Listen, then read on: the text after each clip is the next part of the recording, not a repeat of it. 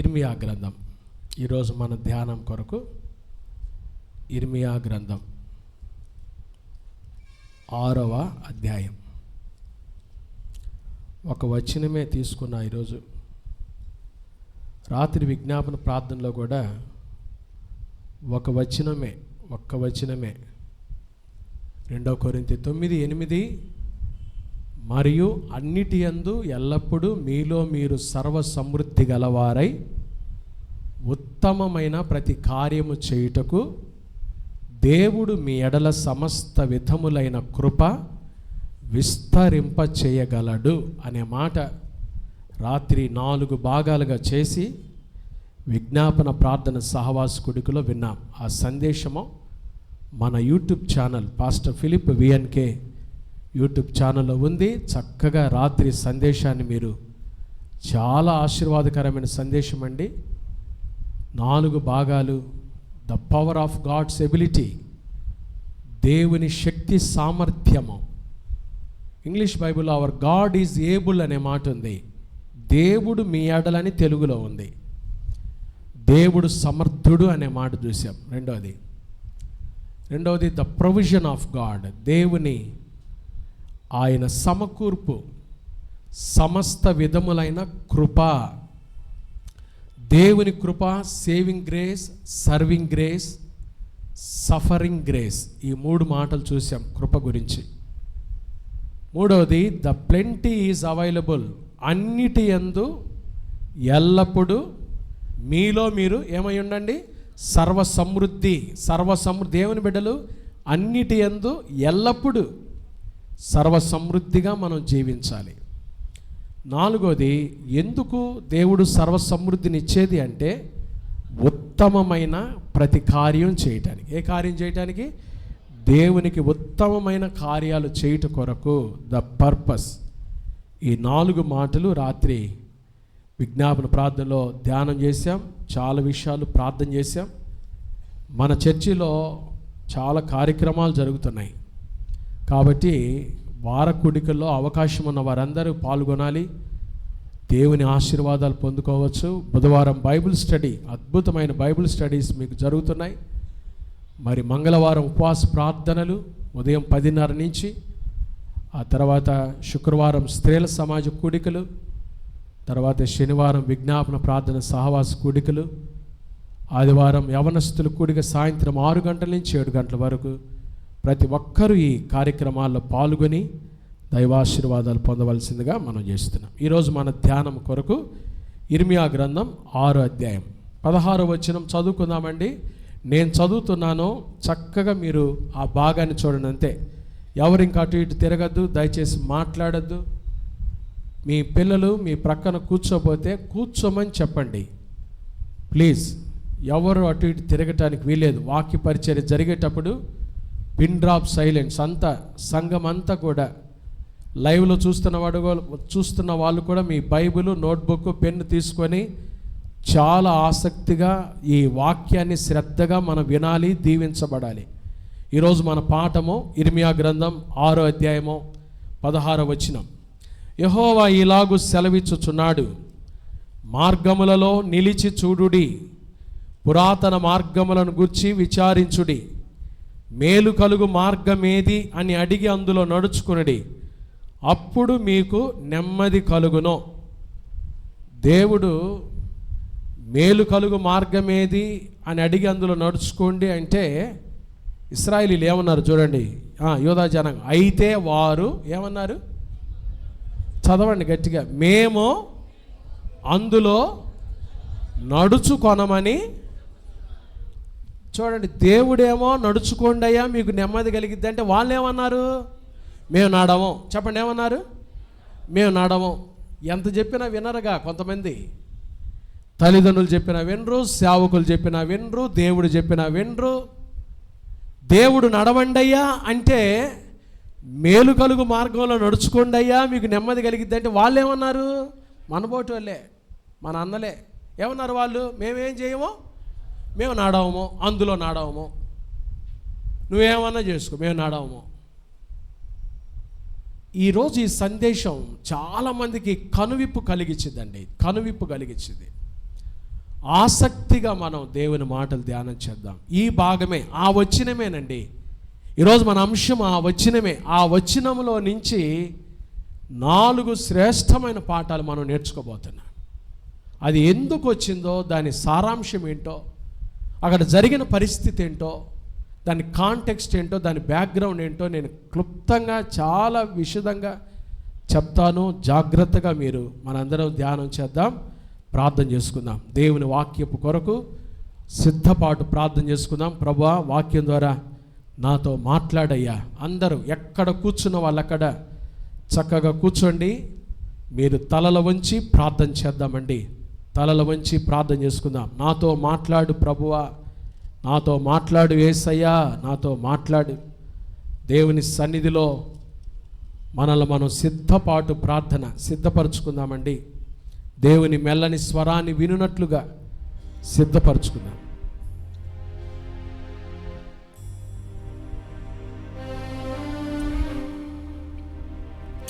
నీవు పలికితే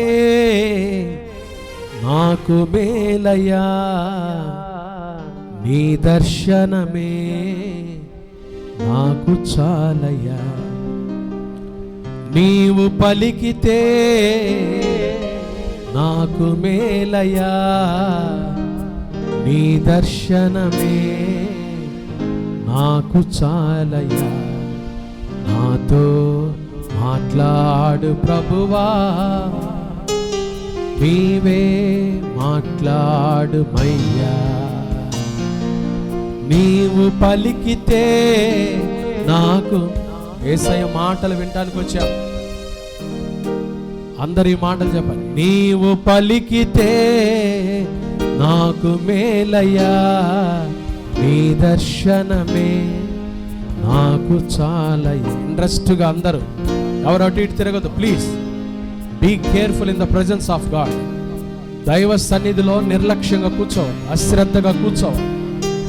చాలా జాగ్రత్తగా మెలకువ కలిగి కూర్చోవాలి. యేసయ్య మాట్లాడేటప్పుడు ప్రతి మాట మనకు ఆశీర్వాదకరంగా ఉంటుంది.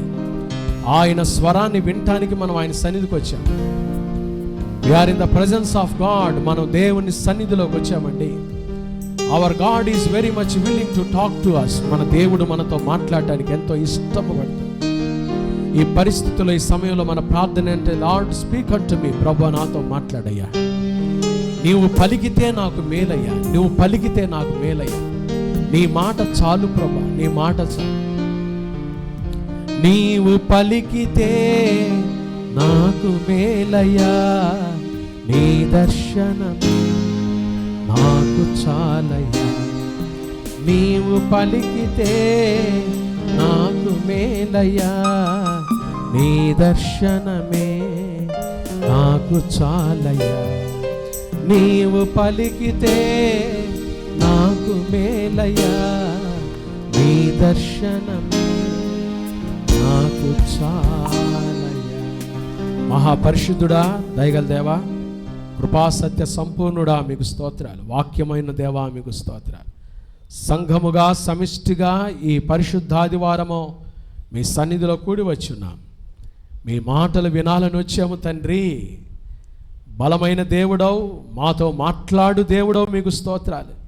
మా హృదయాంతరంగాలు ఎరిగిన దేవా, మీకు స్తోత్రాలు.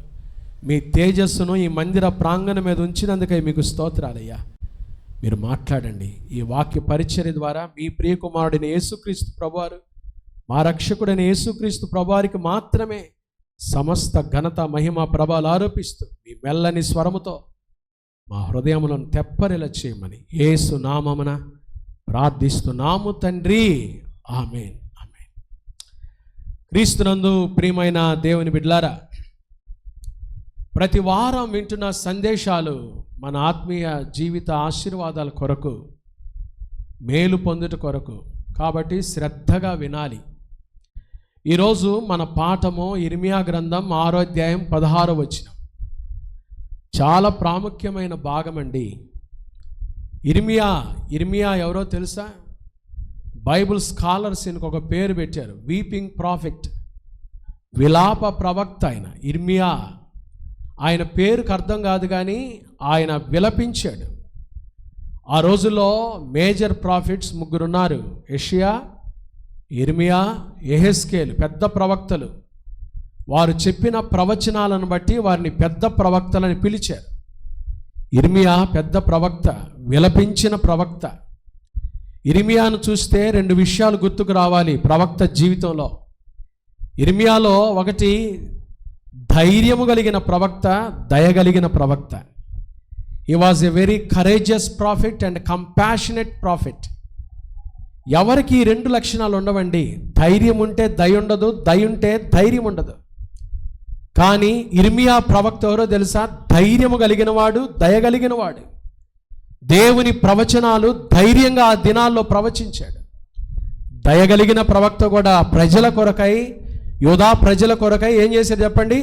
దుఃఖముతో విలపించి ప్రార్థన చేశాడు, కన్నీటితో ప్రార్థన చేశాడు. కన్నీటి ప్రవక్త యిర్మీయా ప్రవక్త. ఈరోజు యిర్మీయా గ్రంథం 6వ అధ్యాయం 16వ వచనమే మన పాఠం. ఆ వచనమే. అయితే ఆ వచనానికి సందర్భం, సారాంశం చూడాలంటే 6 అధ్యాయాలు చూడాలి. 1వ అధ్యాయం చూడాలి, 2వ అధ్యాయం చూడాలి, 3వ అధ్యాయం చూడాలి, 4వ అధ్యాయం చూడాలి, 5వ అధ్యాయం, 6వ అధ్యాయం 15వ వచనం దాకా చూడాలి. ఆదివారం 40 నిమిషాల ప్రసంగంలో 6 అధ్యాయాలు చదవటం అంటే అసలు కనా కష్టం. మీకు హోంవర్క్ ఇస్తున్నా, కానీ మీరు ఇంటికి పోయి చేయరు, నాకు తెలుసు. ఈ 6 అధ్యాయాలు చదువుతారు, ఈ 6 అధ్యాయాలు మీరు చదివితే నేను చెప్పిన దానికి, మీరు ఇంటికి వెళ్ళి చూసుకున్న దానికి చాలా మేలు పొందుతారు. ఒక వాక్యం సిద్ధపడేటప్పుడు ఆ వచనాన్ని నేను దాదాపు 20 సార్లు చదువుతా. 20 సార్లు. ఒక అధ్యాయాన్ని చదివానంటే పట్టుబడి కూర్చొని ఉదయం నుంచి సాయంత్రం దాకా నాకు సమయం దొరికిన కొద్దీ ఒక్కోసారి 22 సార్లు చదువుతా, 25 సార్లు చదువుతా. వాక్యం సిద్ధపడటానికి అంతసేపు చదువుతుంటా నేను వాక్యాన్ని. బైబిల్ బాగా చదవాలి. ఈరోజు వాక్యాన్ని కూడా మీరు బాగా వినండి, ఇంటికి వెళ్ళి చదవండి, నేర్చుకోండి. ఈరోజు మన వాక్యము చాలా ప్రాముఖ్యమైన వాక్యం అండి. యిర్మీయా గ్రంథం 1వ అధ్యాయం 6 అధ్యాయాల సారాంశాన్ని మీకు 4 మాటల్లో చెబితే మీరు కొంచెం బ్యాక్గ్రౌండ్ అర్థం చేసుకుంటారు. 1వ అధ్యాయంలో దేవుడు ప్రవక్తను పిలిచాడు, యవనస్తుడైన యిర్మీయాను పిలిచాడు. ద కాలింగ్ ఆఫ్ గాడ్, దేవుడు పిలుచుకున్నాడు. 1వ అధ్యాయం. 2వ అధ్యాయంలో యూదా ప్రజలు తిరుగుబాటు చేశారు. రెబెలియన్ పీపుల్ ఆఫ్ గాడ్, దేవుని ప్రజల తిరుగుబాటు చూస్తాం 2వ అధ్యాయంలో.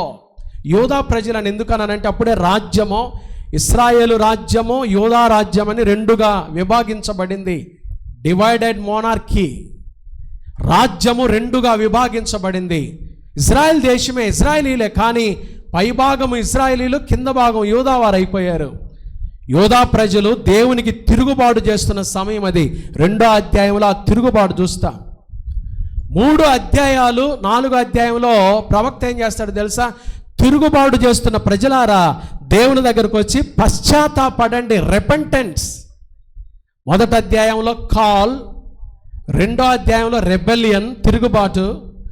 3, 4 అధ్యాయాల్లో రెపెంటెన్స్ గురించి మాట్లాడుతున్నాడు ప్రవక్త. రండి, దేవుని దగ్గరికి రండి. 5వ అధ్యాయంలో God is searching for righteousness. 5వ అధ్యాయంలో దేవుడు నీతిమంతుల కొరకై ఎదురు చూస్తున్నాడు, ఎదుగుతున్నాడు. దయచేసి తిరగబాక ఆరాధ్య, దయచేసి తిరగబాక. He is searching for righteous people. 5వ అధ్యాయంలో రైచియస్నెస్ అనే మాట చూస్తాం. దేవుడు నీతిమంతులైన ప్రజల కొరకై ఎదురు చూస్తున్నాడు. అయితే దేవుని ప్రజల్లో మార్పు ఏం రాలేదండి. ఇక 6వ అధ్యాయంలో ఏం చేశాడో తెలుసా? రిట్రిబ్యూషన్.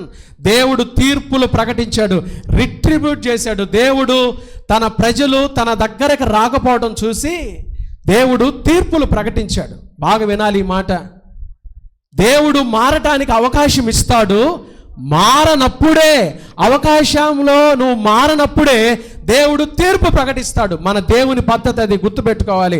ఉన్న పలాంగా దేవుడు తీర్పు తీర్చడండి. మారటానికి ఒక అవకాశం ఇస్తాడు. మారటానికి ఒక అవకాశం. ఈ ఆదివారం నువ్వు మారటానికి ఒక అవకాశం ఇస్తున్నాడు. మారకపోతే, దేవుని దగ్గరకు రాకపోతే, జీవితాన్ని మార్చుకోకపోతే తీర్పు ప్రకటిస్తాడు. బైబిల్లో ఈ 2 మాటలు ఉన్నాయి, మార్పు లేకపోతే తీర్పు అనే మాట. 6వ అధ్యాయంలో దేవుడు మారని జనాంగాన్ని చూసి తన తీర్పును ప్రకటిస్తున్న సందర్భం. That is that is the chapter of 6 Jeremiah. ఇది 6వ అధ్యాయంలో ఆయన తీర్పులు ప్రకటించే ముందు కూడా దేవుని ప్రజలకు దేవుడు ఒక అవకాశం ఇస్తున్నాడు. ఈ ఉదయకాలం కూడా దేవుడు నీ మీదకి తీర్పు తీర్చక ముందే ఈ ఆదివారం ఆరాధనలో సేవకుడు ద్వారా ఒక అవకాశం ఇస్తున్నాడు, మారటానికి ఒక అవకాశం ఇస్తున్నాడు, జీవితాన్ని మార్చుకోవడానికి ఒక అవకాశం ఇస్తున్నాడు. ఆ అవకాశమే 6వ అధ్యాయం 16వ వచనంలో మనం చూస్తాం. అది సందర్భం. కాంటెక్స్ట్ చెప్పేశాను, ఒక డైరెక్ట్ మెసేజ్లోకి వెళ్ళబోతున్నా. 6వ అధ్యాయం 16వ వచనం, యెహోవా ఇలాగు సెలవిచ్చుచున్నాడు, మార్గములలో నిలిచి చూడుడి, పురాతన మార్గములను గురించి విచారించుడి, మేలు కలుగు మార్గం ఏది అని అడిగి అందులో నడుచుకొనుడి, అప్పుడు మీకు ఏం కలుగుతుంది? దేవుడేమో మేలు కలుగు మార్గం ఏది అని అడిగి అందులో నడుచుకోండి అని చెప్తే, ఇశ్రాయేలీయులు ప్రత్యేకంగా యూదా ప్రజల గురించి రాయబడిన సందర్భం ఇది. వాళ్ళు ఏమన్నారో చూడండి. అయితే వారు యూదా ప్రజలు ఏమంటున్నారు? మేము అందులో ఏం చేయము, నడుచుకొనమని. మేము నడవమయ్యా. హెబ్రీ భాషలో ఆ పదం గురించి చెప్తా. అసలు అక్కడ ఏముందో తెలుసా? నువ్వు ఎంత చెప్పినా మేము నడవం అనే మాట ఉంది అక్కడ. Correct word. నువ్వు ఎంత చెప్పినా మేము నడవమయ్యా, ఆ మార్గంలో మేము నడవమయ్యా అన్నారు వాళ్ళు. దాని కొరకై దేవుడు తీర్పు ప్రకటించాడు. ఆ తీర్పుకు ముందు దేవుడు అవకాశం ఇచ్చాడు. దయచేసి మార్గములలో నిలిచి చూడుడి, పురాతన మార్గములను గురించి విచారించుడి, మేలు కలుగు మార్గం ఏది అని అడిగి అందులో నడుచుకోండి, అప్పుడు మీకు నెమ్మది కలుగుతుంది. దేవుడు తీర్పు తీర్చక ముందు అవకాశం ఇచ్చేవాడు. ఈరోజు ఆ వాక్యంలో నుంచి 4 మాటలే మనం ధ్యానం చేయబోతున్నాం. 4 విషయాలు ఆ వచనంలో నుంచే మనం వినబోతున్నాం.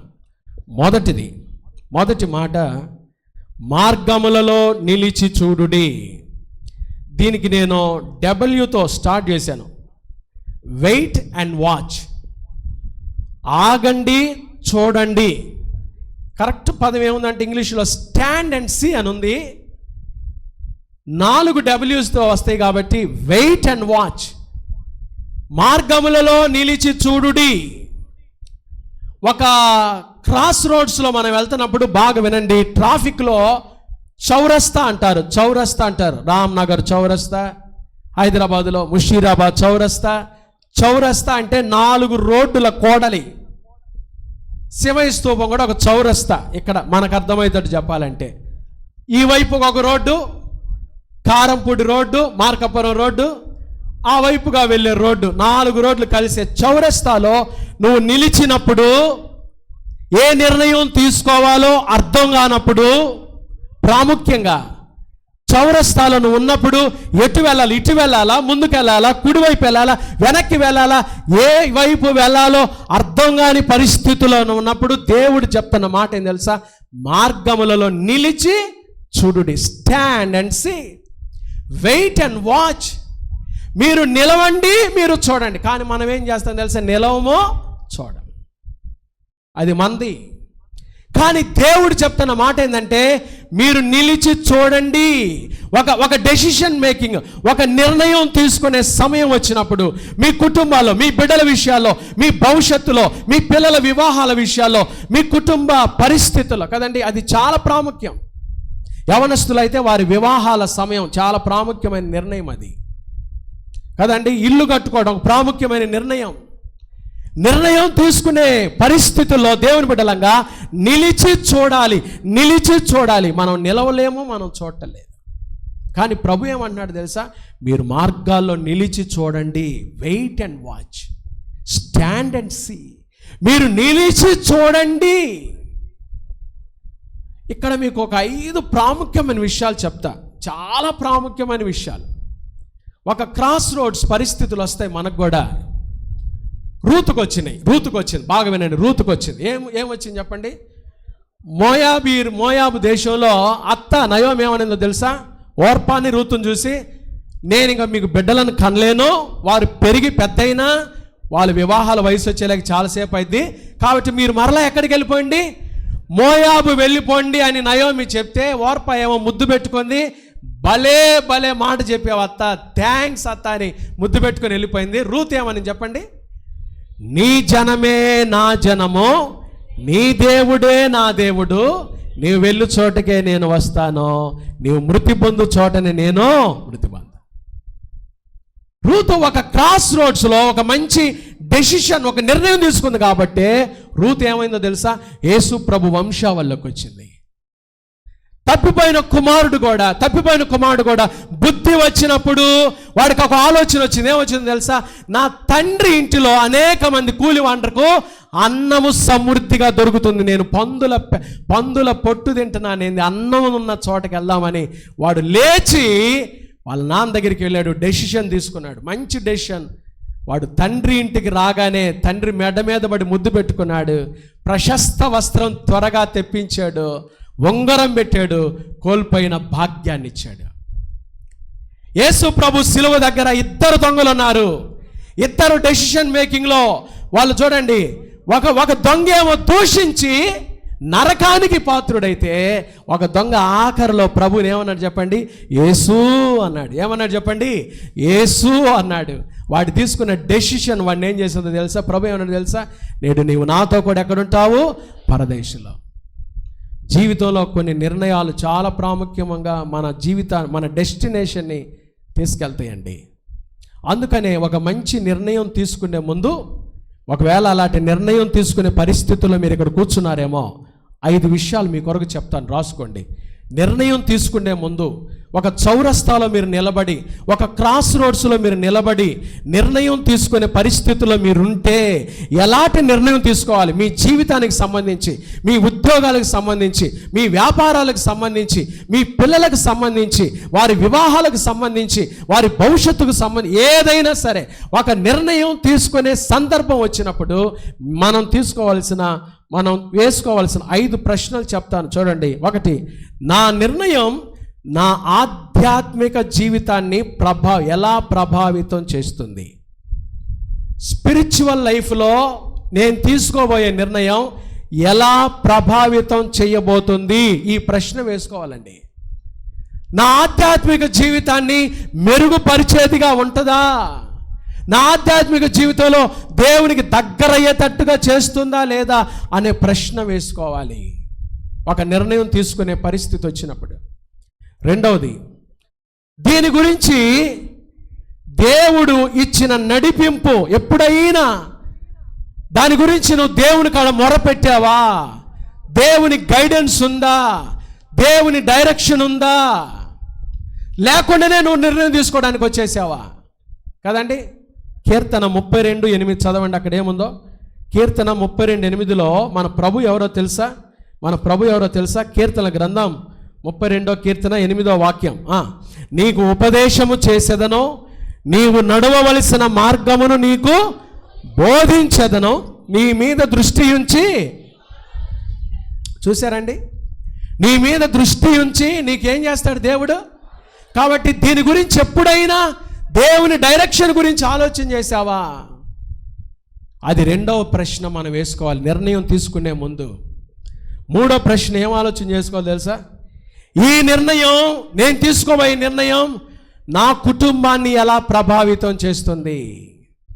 భర్త అయితే నా భార్యను ఎలా ప్రభావితం చేస్తుంది, భార్య అయితే నా భర్తను ఎలా ప్రభావితం చేస్తుంది, పిల్లలు నా తల్లిదండ్రులను ఎలా ప్రభావితం చేస్తుంది, నా కుటుంబాన్ని ఎలా ప్రభావితం చేస్తుంది, నేను తీసుకోబోయే నిర్ణయం నా కుటుంబం పట్ల ఎఫెక్ట్ ఎలా ఉండబోతుంది. అది 3వ ప్రశ్న మనం వేసుకోవాలి. 4వది, ప్రతి నిర్ణయానికి ఖర్చు వెల ఉంటుందండి. ఖర్చు ఎంత అయింది, ఈ ఖర్చు నేను మోయగలనా మోయలేనా, ఈ భారం నేను మోయగలనా మోయలేనా, వెల చెల్లించాలని. ప్రతి నిర్ణయానికి కూడా ఒక వెల. ఈ ఖర్చు నా సామర్థ్యానికి సరిపోయిందేనా, లేకపోతే నేను అనవసరంగా వెళ్తున్నానా, అనవసరంగా ముందుకు వచ్చానా. స్పిరిచువల్గా ఆలోచన చేయాలి. ఆత్మీయంగా ఖర్చా, ఫిజికల్గా ఖర్చా ఆలోచన చేసుకోవాలి. మెంటల్గా ఎంత ఖర్చు పెట్టాల్సి వచ్చింది. నా సామర్థ్యం ఏంటి, ఈ ఖర్చు నేను భరించగలనా లేదా. ఆఖరిది దీని ఫైనల్ రిజల్ట్ ఎలా ఉంటుంది, దీని ద్వారా నాకు మంచి జరిగిద్దా చెడు జరిగిద్దా, దీని ద్వారా నాకు మంచి జరిగిద్దా చెడు జరిగిద్దా. ఈ 5 ప్రశ్నలు మనం వేసుకోవాలి ఒక నిర్ణయం తీసుకునే ముందు. ఒకటి నా నిర్ణయం నా స్పిరిచువల్ లైఫ్ని ఎలా ప్రభావితం నా ఆత్మీయ జీవితాన్ని ఎలా ప్రభావితం చేయబోతుంది. రెండవది, దీని గురించి ఎప్పుడైనా దేవుని నడిపింపు నేను కోరానా, దేవుని గైడెన్స్ నేను కోరానా, దేవుడు ఎలా నన్ను నడిపిస్తున్నాడు, వాక్యం ద్వారా నన్ను ఎలా నడిపిస్తున్నాడు, ప్రేయర్ఫుల్గా ఎలా నడిపిస్తున్నాడు. మూడవది, దీని ద్వారా నా కుటుంబం ఎలా ఎఫెక్ట్ కాబోతుంది, నా కుటుంబంపై ఈ నిర్ణయం ప్రభావం ఎలా ఉండబోతుంది. నాలుగవది, దీని ద్వారా ఎంత ఖర్చు కాబోతుంది.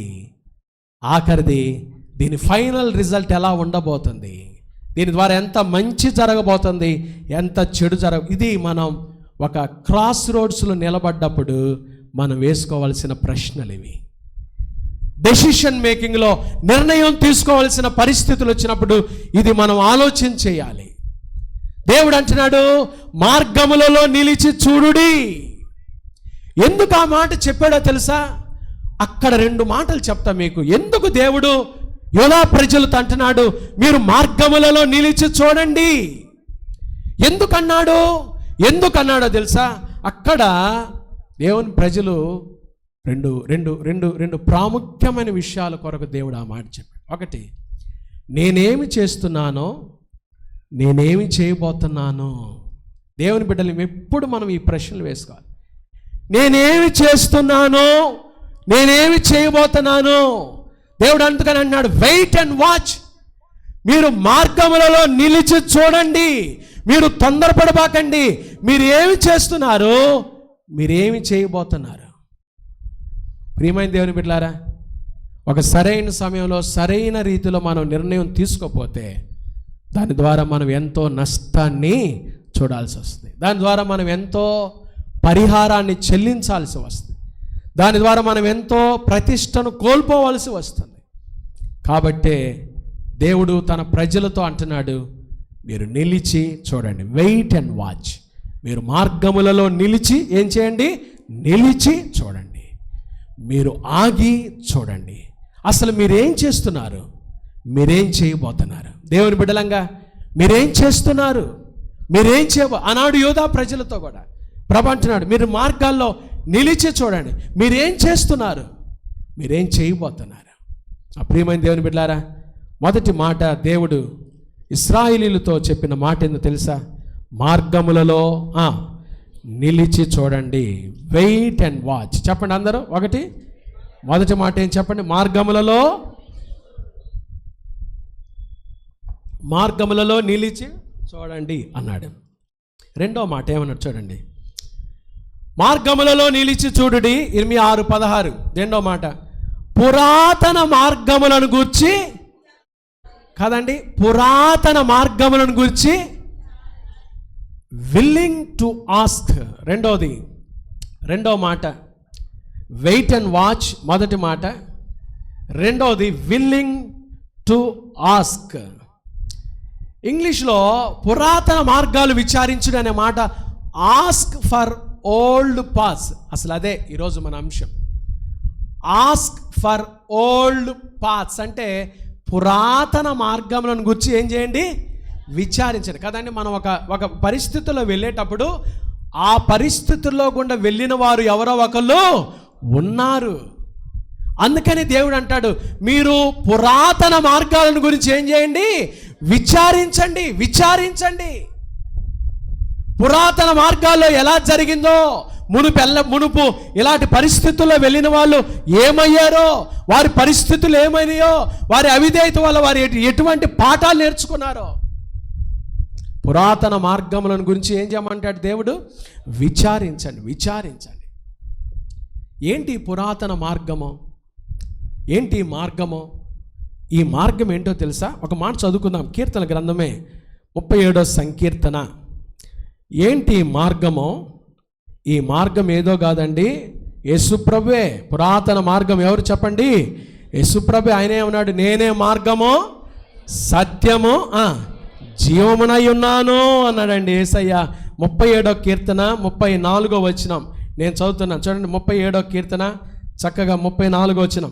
యెహోవా కొరకు కనిపెట్టుకొని ఉండమో, ఆయన మార్గము చెప్పండి ఏంటిది? ఆయన మార్గము అనుసరించమో, భూమిని స్వతంత్రించుకొనున్నట్లు ఆయన నిన్నేం చేస్తాడు? హెచ్చించును. చూసారండి, భక్తిహీనులు నిర్మూలము కాగా నీవు చూచెదవు. ఖచ్చితంగా భక్తిహీనులు నిర్మూలం అవుతారండి. ఆదివారం ప్రార్థనకు రావచ్చు, కానీ ఏమాత్రం భక్తి లేకుండా నువ్వు జీవిస్తూ ఉంటే కదండి, భక్తి లేకుండా తిరుగుతూ ఉంటే దేవుడు ఊరుకోడు. పురాతన మార్గం ఏంటో తెలుసా? ఆయన మార్గము, యేసు ప్రభువే ఆ మార్గము. ఆయన మనకిచ్చిన రక్షణ మార్గము. రక్షణ ఒక మార్గము, యేసు ప్రభువే ఒక మార్గము. మూడోది, ఆ మార్గం ఏంటో కాదండి, ఆయన వాక్యమే ఒక మార్గము. చెప్పండి గట్టిగా, ఏంటిది ఆ మార్గం? ఏంటి చెప్పండి? ఆయన వాక్యమే. కొన్ని పరిస్థితుల్లో మనం నిర్ణయాలు తీసుకోవాల్సిన పరిస్థితులు వచ్చినప్పుడు మనం డైరెక్ట్గా ఎక్కడికి రావాలో తెలిసి ఆయన వాక్యం దగ్గరికే. వాక్యం ద్వారా ఆయన సంపూర్ణమైన చిత్తము మనకి బయలుపరుస్తాడు. ఆయన వాక్యమే, దేవుని వాక్యమే. పురాతన మార్గం యేసు ప్రభువే, ఆయన మనకిచ్చిన వాక్యమే కదండి. టెక్నాలజీ మారింది, కానీ బాగా వినండి ఈ మాట, సాంకేతికతలో చాలా మార్పులు వచ్చినాయి, శాస్త్రవేత్తంగా చాలా మార్పులు వచ్చినాయి, కానీ వాక్యం ఏమైనా మారిందా? చెప్పండి గట్టిగా, వాక్యం ఏమైనా మారిందా? రోజుకి టెక్నాలజీలో మార్పులు చూస్తున్నాం, కానీ రోజుకి వాతావరణంలో మార్పులు చూస్తున్నాం, కానీ దేవుడు మనకిచ్చిన శ్రేష్టమైన ఈ వాక్యము నిన్న నేడు నిరంతరము యుగయుగములకు ఎట్లా ఉంది? ఒక్కటే. వాక్యంలో మార్పు లేదండి. Truth is truth. సత్యము సత్యమే. పురాతన మార్గం ఏంటో తెలుసా? ఆయన వాక్యమే. అందుకనే కీర్తనకారుడు ఆయన వాక్యం గురించి చూడండి, 119వ కీర్తనలో ఆయన వాక్యం ఎంత గొప్ప గైడెన్సో, ఎంత గొప్ప మార్గమో ఆయన వాక్యంలో మనకు దొరుకుతుందో దావీదు రాసుకున్నాడు. 119వ సంకీర్తన 32వ వచనం. 119వ సంకీర్తన 32వ వచనం. నా హృదయమును నీవు విశాలపరచునప్పుడు నేను నీ ఆజ్ఞల మార్గమున ఏం చేస్తానంట? ఎప్పుడైనా దేవుని వాక్యం కొరకు పరిగెత్తారండి? దేవుని మాటల కొరకు పరిగెత్తుకుంటా వచ్చారా? ఇప్పుడు కూడా వచ్చి కూర్చొని ఉంటారు కొంతమంది బయట. మీరు కనబట్టలేదు కాబట్టి సరిపోయింది, లేకపోతే నేను ఊరుకుండేవాడిని కాదు. మీరు ఎవరైనా సరే దేవుని వాక్యంలో డిసిప్లిన్ ఉండాలండి. దేవుని సన్నిధిలో this is the presence of God. ఇది దేవుని సన్నిధి, ఆషామాషగా ఉండకూడదు. ఎప్పుడైనా పరిగెత్తారా? దావీదు అంటున్నాడు, నా హృదయమును నీవు విశాలపరచినప్పుడు నీ ఆజ్ఞల మార్గమున నేనేం చేస్తాను? ఎంత లేటుకు వస్తారనండి మీకు. 10ంటికి ఆరాధన అయితే 10 గంటలకు ఎవరైనా పరిగెత్తుకొని వస్తారంటే అస్సలు రారండి కొంతమంది. 11ంటికి ఇష్టం వచ్చినప్పుడు ఆఫీసులకి డ్యూటీలకి ఏమో ఇష్టం వచ్చినట్టుకు పోతారు కదండి, సమయానికి పోతారు కదండి. దేవుని సన్నిధి అంటే ఎంత నిర్లక్ష్యమో. నీ ఆజ్ఞల మార్గమున నేను పరిగెత్తెదను. 35వ వచనం కూడా 119వ కీర్తన 35వ వచనం. 119వ కీర్తన 35వ వచనం. నీ ఆజ్ఞల జాడను చూచి నేనేం చేస్తున్నాను? నీ ఆజ్ఞల జాడను చూచి, ఆ మార్గాలు చూచి నేనేం చేస్తున్నాను అంటే దేవుని ఆజ్ఞల మార్గాన్ని దావీదు ఏం చేస్తున్నాడు? ఆనందిస్తున్నాడు. ఎంత ఆనందమో. ఈరోజు నిజంగా ఆనందంగా ఉన్న వాళ్ళు మీ చేతులు ఎత్తి చూపించండి. పాస్టర్ గారు మేము చాలా ఆనందంగా ఉన్నామండి ఆయన సన్నిధిలో. నిజమేనా? కొంచెం వాక్యం ఎక్కువ చేతి చాలు ఇంకా అలారంకి వెళ్ళి చూస్తుంటారు. ఆ ఆనందం ఎటుపోద్దో. ఏందిరా ఇంతసేపు చెబుతున్నాడు పాస్టర్ గారు, ఏమైంది మీకు ఆనందం?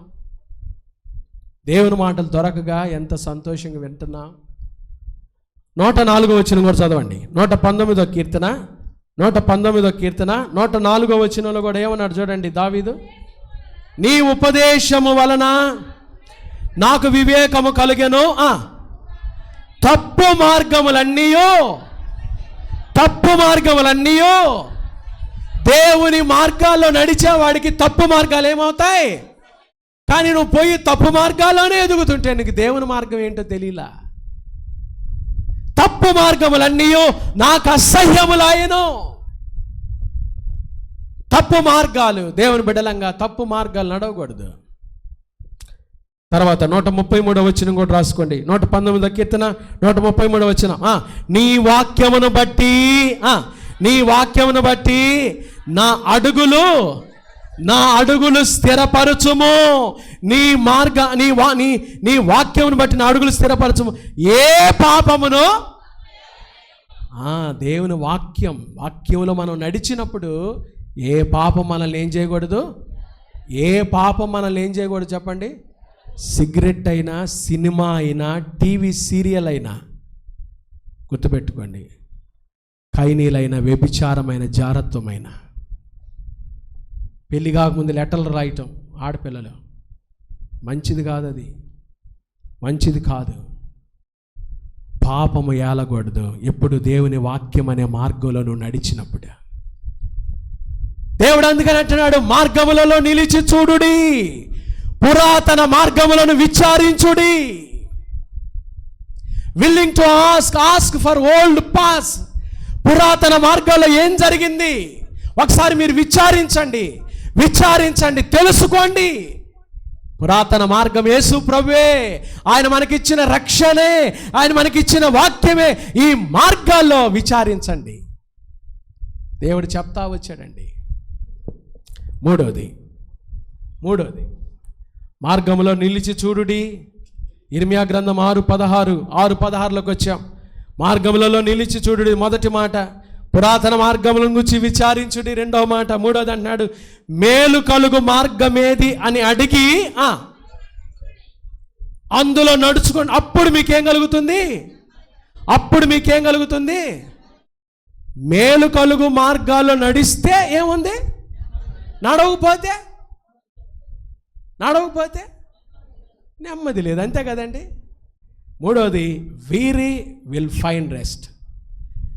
మీకు నెమ్మది కలుగును. దేవుడు అంటున్నాడు, మీరు మేలు కలుగు మార్గాల్లో నడిస్తే, మీరు మేలు కలుగు మార్గం మీద అని అడిగి మరి అందులో మీరేం చేయాలి? నడుస్తే మీకేం కలుగుతుంది? దేవుడు మన ప్రాణాలకు ఏమి ఇచ్చేవాడు చెప్పండి? యేసయ్య నెమ్మది కలుగు. అందుకని మత్తయి 11:28 ఏముంది? ప్రయాసపడి, చెప్పాలి ఆ మాట, ప్రయాసపడి భారము మోసుకొనుచున్న సమస్త జనులారా come unto me, I will give you rest అన్నాడు యేసయ్య. నేను మీకు ఏమిస్తాను? విశ్రాంతిని, నెమ్మదిని ఇస్తాను. మేలు కలుగు మార్గాల్లో మీరు నడిస్తే, మేలు కలుగు మార్గంలోకి మీరు వస్తే, మీకు నెమ్మదినిచ్చే దేవుడను, మీకు విశ్రాంతినిచ్చే దేవుడను. దేవుడు విశ్రాంతి ఇస్తాడు. అయితే నువ్వు మేలు కలుగు మార్గాల్లో నడుస్తున్నావా? మేలు కలుగు మార్గాల్లో నడుస్తున్నావా? కొన్ని మార్గాలు ఉన్నాయండి, కొన్ని మార్గాలు ఉన్నాయి కదండి. ఈ వారంలో మీరు ఒక సంఘటన చూశారు, లోనా వ్యాలీ. ఏడండి అది? పూణే దగ్గర. ఆ డ్యామ్ ఏం డ్యామ్ అండి? లోనా వ్యాలీ. ఆ వ్యాలీ దగ్గర ఒక కుటుంబం ఏమయ్యారు చెప్పండి? ఒక కుటుంబం ఏమయ్యారు చెప్పండి? నీళ్ళల్లో అందరూ చూస్తూ ఉండగానే ఒక కుటుంబంలో 5 వ్యక్తులు, ఒక కుటుంబానికి చెందిన 5 ఇంట్లో ఒక వ్యక్తి చచ్చిపోతేనే మనం తేరుకోలేమండి, మన ప్రాణం తేరుకోలేదు. ఒక కుటుంబం లోనా వ్యాలీలో అందరూ చూస్తూ ఉండగా, సెల్ ఫోన్లో బంధిస్తూ ఉండగా, వారు అక్కడికి జలపాతం దగ్గరికి వెళ్ళారు. చూడండి, జలపాతం ఒక సంతోష దృశ్యానికి వెళ్ళి సంతోషంగా తిరిగి వద్దాం అనుకున్నారు. కానీ మనుషులందరూ చూస్తూ ఉండగానే ఆ జలపాతం వారికి ఒక విషాదాన్ని కలుగజేసింది. ఒక కుటుంబం కొట్టకపోయిందండి. దేవుడు కలుగజేసే మార్గాల్లో నడిస్తే నెమ్మది ఉంటుంది. నీ సొంత మార్గాల్లో నడుస్తున్నావేమో, నీ సొంత మార్గాల్లో తిరిగి చూస్తున్నావేమో, నీ సొంత నిర్ణయాలు తీసుకుని నేను నడవనంటున్నావేమో. ఏమైందో తెలుసా అండి? సామెతల గ్రంథం చదువుదాం, ఒక మాట చదువుదాం. చూడండి, 14వ అధ్యాయం, సామెతల గ్రంథం 14వ అధ్యాయము 12వ వాక్యం. చాలా చక్కగా సొలొమోను ఆ మాట రాశాడండి. సామెతల గ్రంథం 14వ అధ్యాయము 12వ వచనం. సామెతలు, Proverbs chapter 14 verse 12. ఒకని ఎదుట నేను చదువుతానండి, మీరందరూ పాపం రెస్ట్ తీసుకోండి.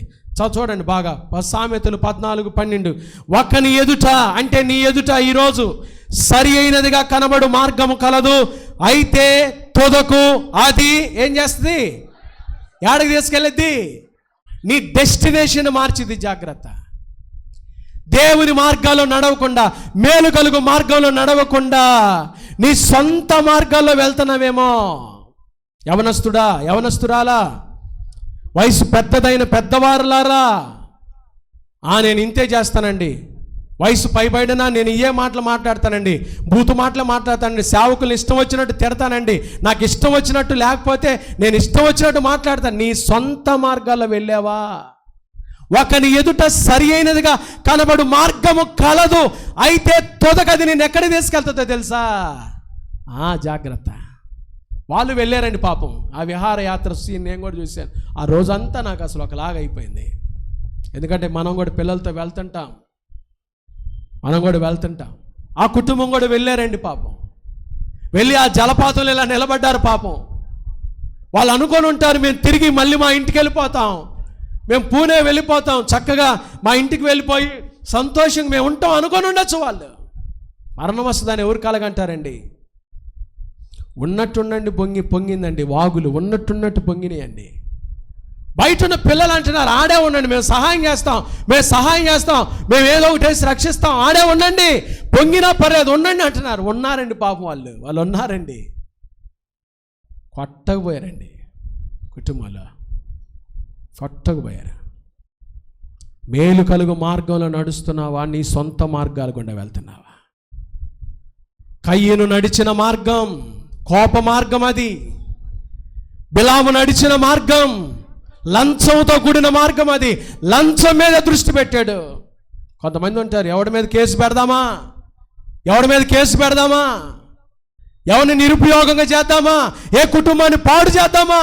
ఒకరోజు అది నీకే నీ తల చుట్టుకోబోతుంది. మేలు కలుగు మార్గాల్లో నడవాలి మనం, అప్పుడు నెమ్మదిగా ఉంటా. మేలు కలుగు మార్గాల్లో నడవండి. ఇప్పుడు 3 మాటలు విన్నాం. ఒకటి, మార్గంలో నిలిచి చూడుడి. రెండవది, పురాతన మార్గాలు విచారించుడి. మేలు కలుగు మార్గం ఏదని అడిగి అందులో. అప్పుడు వాళ్ళు ఏమన్నారు చూడండి, యూదా ప్రజలు, ఇర్మియా గ్రంథం 6వ అధ్యాయం 16వ వచనం. అయితే వారు, యూదా ప్రజలు ఏమన్నారు చెప్పండి? మేము నడుచుకొనమని ఏమన్నారండి చెప్పండి గట్టిగా? మేము ఆ మార్గాల్లో నడవము. దానికి 4వ W ఏం తెలుసా? Wilful choice of people. దేవుడే ఒక అవకాశం ఇచ్చాడండి. నడవండ్రా బాబు, రండ్రా నా దగ్గరికి, నేను మీకు నెమ్మది ఇస్తాను, నేను మీకు సమాధానం ఇస్తాను, నేను మిమ్మల్ని స్వస్థపరుస్తాను, నేను మీకు ఆరోగ్యం ఇస్తాను, రండి నా దగ్గరికి పిలుస్తున్నాడు. అయితే వాళ్ళేమన్నారు తెలుసు యూదా ప్రజలు? మేము అందులో ఆ మార్గంలో ఏం చేయము? నడవము. చెప్పండి గట్టిగా, ఏమన్నారు? మేము నడవము. అసలు హిబ్రూ భాషలో ఆ పదం ఏముందో తెలుసా? ఎవరు చెప్పినా నడవము అనుంది. నువ్వు కాదయ్యా ఇర్మియా, సాక్షాత్తు యేసయ్య చెప్పిన మేమేం చేయం. కొంతమంది అలానే ఉంటారండి. ఈ పాస్టరా ఏం చెబితే వినేది ఏంది? ఏం చెప్పేది వాక్యమా? ఎంత ఎగతాలో, ఎంత అపహాస్యమో, ఎంత హేళనో. మేము నడవము, నువ్వు చెబితే మేము వినము, మేము నడుచుకోము. ఎప్పుడైతే వాళ్ళ ఆ మాట అన్నారో అప్పుడు దేవుడు వారికి ఏం ప్రకటించాడో తెలుసా? తీర్పులు ప్రకటించాడు. ఆ మాట అన్న తర్వాత కూడా దేవుడు మరలా ఇంకొక అవకాశం ఇచ్చాడు. చూడండి, నాకు భలే ఆశ్చర్యం వేసింది. 17వ వచనం చదువుతున్నానండి. చూడండి, ఇర్మియా గ్రంథం 6వ అధ్యాయం 17వ వచనం. మిమ్మును కాపు కాయుటకు నేను కావలి వారిని ఉంచిన. కావలివారు ఆ రోజుల వాచ్మెన్స్, ఈ రోజుల సేవకుని పెట్టాడు దేవుడు. కావలివాడు సేవకుడే. మిమ్మును కాపు కాయుటకు నేను కావలి వారిని ఉంచున్నాను, ఆలకించుడి వారు చేయు బోరధ్వని ఆదివారం బుధవారం ఉదయం కృపావార్తలో, శుక్రవారం, మంగళవారం, శనివారం దేవుని సేవకుడి ద్వారా బోరధ్వని వినబడుతుంది. ఆ రోజులో యూదా వారికి బోరధ్వని వినబడి కావలి వారు బోరధ్వని ఊదేవారు, సేవకుడు బోరధ్వని వినబడుచున్నది. తర్వాత మాటలు చూడండి, వినబడుచున్నది. 18వ వచనం, అయితే ఎంత బోరధ్వని వినబడుతున్నా అయితే మేము వినమని ఏమంటున్నారండి? మనలాటోళ్ళని. అబ్బా, ఎవరో మరి ఈరోజు ఈ మాట ఇంత చెప్తున్నా దేవుడు ఇంకా వినమని వెళ్ళిపోతారేమో నాకు తెలియదమ్మా. ఉన్నారేమో అలాంటి వాళ్ళు నాకు తెలియదు. అయితే అయితే మేము వినమని ఏమంటున్నారు? అసలు మేము వినం, మా పిల్లలు వినరు. అది అక్కడ ఉన్న మాట. మేము వినము, ఎవరు వినరు? మా పిల్లలు వినరు, మా ఇంట్లో వాళ్ళు వినరు. మేము వినమని ఏం చేస్తున్నారు? వారు అనుచున్నారు. అన్ని జనులారా వినుడి, సంగమా వారికి జరిగిన దానిని తెలుసుకొనము, భూలోకమా వినుము. ఈ జనులు నా మాటలు, నా ధర్మశాస్త్రమును విసర్జించుచున్నారు గనుక తమ ఆలోచనలకు ఫలితమైన కీడు నేను వారి మీదకి ఏం చేస్తున్నాను? చూశారండి వారెప్పుడైతే దేవుని మాటలు వినమన్నారో దేవుడు వారి మీదకి ఏం ప్రకటించాడు? కీడు, తీర్పు ప్రకటించాడు. అవకాశం ఇవ్వకుండా తీర్పు తీర్చడండి దేవుడు.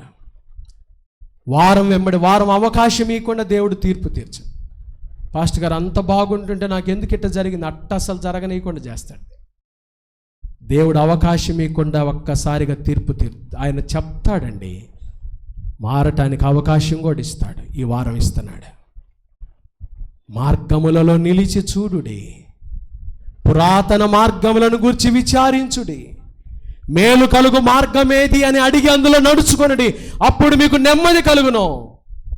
అయితే వారు మేము నడుచుకొనమని చెప్పుచున్నారు. వారు నడుచుకొనమని చెప్పినా దేవుడు వారికి ఏం పెట్టాడో తెలుసా? మీకు కావలి వారిని పెట్టాను, వారు చేయు బోరధ్వని వినబడుచున్నది.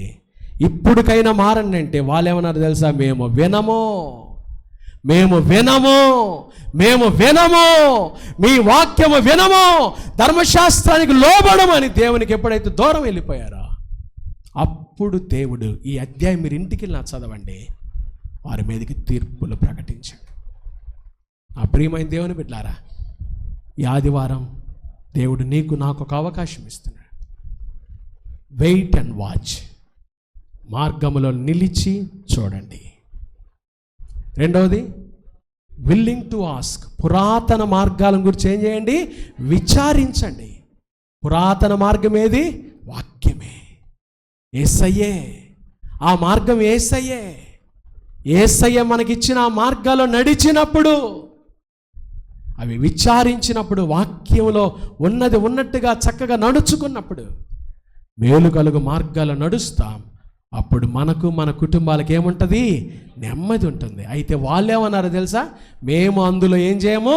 నడుచుకోము. వారు నడుచుకోమని దేవునికి దూరంగా వెళ్ళిపోయారు కాబట్టి, మేము వినమని చెప్పారు కాబట్టి దేవుడు వారి మీదకి ఏం ప్రకటించాడు? తీర్పులు ప్రకటించాడు. తీర్పులోకి రాకముందే ప్రభు అన్నాడు, నా మాట విని నన్ను పంపిన వాని యందు విశ్వాసం ఉంచిన వాడు తీర్పులోనికి రాక జీవములోనికి ప్రవేశిస్తాడు. తీర్పులోకి రాకుండా నువ్వు ఉండాలంటే ఇప్పుడే దేవుడు నీతో మాట్లాడుతూ ఉండగా, యేసయ్య నీ కొరకు ఇచ్చిన ఈ క్షమాపణ మార్గం, ఈ సిలువ మార్గం, ఈ రక్షణ మార్గం, ఈ మేలు కలిగించే ఈ మార్గమైన యేసులోకి వస్తావా? ఈ అవకాశాన్ని సద్వినియోగం చేసుకుంటావా? ఇంకా నీ హృదయాన్ని కఠినపరుచుకొని నేను వినవని వెళ్ళిపోతావా? దేవుని తీర్పు రాబోతాను, జాగ్రత్త. బైబిల్ చెప్తుంది, ఎన్నిసార్లు గద్దించినను లోబడనొల్లని వాడు మరి తిరుగులే. ఒకవేళ అవకాశం లేకుండా నీ మీదకు తీర్పు దేవుడు రప్పించబోతున్నాడేమో. దేవుడి ఉదయకాలం మనతో మాట్లాడుతూ ఉండగా దేవుని మాటలకు లోబడి వింటానయ్యా, నీ దగ్గరకు వస్తానయ్యా, నీ మార్గాలు నడుస్తానయ్యా, పురాతన మార్గాలు విచారిస్తానయ్యా, వాక్యాన్ని తెలుసుకొని వాక్యానుసారంగా జీవిస్తానయ్యా అని దేవునికి మన హృదయాలు అప్పగించుకుందాం. దేవుడు ఈ మాటలు మనందరి మేలు నిమిత్తమై దీవించునుగాక. ఆమేన్. ప్రార్థన చేసుకుందామండి. అందరం తలల వంచి ప్రార్థన చేసుకుందాం. తలల వంచి ప్రార్థన చేసుకుందాం. యేసయ్య మనకిచ్చిన ఈ శ్రేష్టమైన గంభీరమైన వాక్యాన్ని మన హృదయంలో నెమరవేసుకుంటూ, ప్రభువా, మార్గములలో నిలిచి చూడుడి, పురాతన మార్గములను గురించి విచారించుడి, మేలు కలుగు మార్గం ఏది అని అందులో నడుచుకునుడి, అప్పుడు మీకు నెమ్మది కలుగును, అప్పుడు మీకు నెమ్మది కలుగును, నెమ్మది కలుగును. అయితే వారు అందులో మేము నడుచుకొనమని చెప్పారు. అందుకు వారు దాని ప్రతిఫలం పొందారు. ఈ ఉదయకాలం నీ పరిస్థితి ఏంటి? యేసయ్య మార్గాల్లో నడుస్తావా? యేసయ్య వాక్యానికి తగినట్టుగా జీవిస్తావా? మేలు కలుగు మార్గమైన యేసులోకి వచ్చి నెమ్మది పొందుకుంటావా? యేసయ్య ఇచ్చే నెమ్మది నాకు కావాలి పాస్టర్ గారు, ఆయన మార్గాల్లో నేను నడుస్తా పాస్టర్ గారు, ఆ మార్గాల్లో నేను నడుస్తానని ప్రభుకి మీ హృదయాలు సమర్పించుకోవడానికి ఇష్టపడితే మీరున్న చోట మీ కుడి హస్తాలు చూపిస్తారా? మీకోసం నేను ప్రార్థన చేస్తా. యేసయ్య, నీ మార్గాల్లో నడుస్తామో, నీ స్వరానికి లోబడతామో, నీ మార్గాల్లో పురాతన మార్గాలు విచారిస్తామయ్యా, మార్గాల్లో నిలిచి చూస్తాం, మేలు కలుగు మార్గంలో నడుచుకుంటామయ్యా, వాక్యానుసారంగా మమ్మల్ని నడిపించుదేవా. దేవుని కాడ మన హృదయాలు సమర్పించుకోవడానికి ఇష్టపడ్డ వాళ్ళు గాడ్ బ్లెస్ యూ. చేతులు దించండి, ప్రార్థన చేసుకుందాం. మహాపరిశుద్ధుడా, దయగల దేవా, ప్రేమ స్వరూపి, నీకు స్తోత్రాలయ్యా. ఈ ఉదయకాలం మీరు మాకిచ్చిన గంభీరమైన శ్రేష్టమైన మీ వాక్యాన్ని బట్టి స్తోత్రాలు. విన్న వాక్యం మా జీవితాల్లో నీరు కట్టి ఫలింపచేయండి. ఈ వాక్య పరిచర్య ద్వారా మీ ప్రియకుమారుడైన యేసుక్రీస్తు ప్రభువారికి మాత్రమే ఘనత, మహిమ, ప్రభావాలు ఆరోపిస్తూ మీ మార్గాల్లో నడిచి, మేలు కలుగు మార్గమైన మీలో నడిచి నెమ్మదిని పొందుకునే కృపా భాగ్యం మా అందరికి దయచేయమని యేసు నామమున ప్రార్థిస్తున్నాము తండ్రి. ఆమేన్.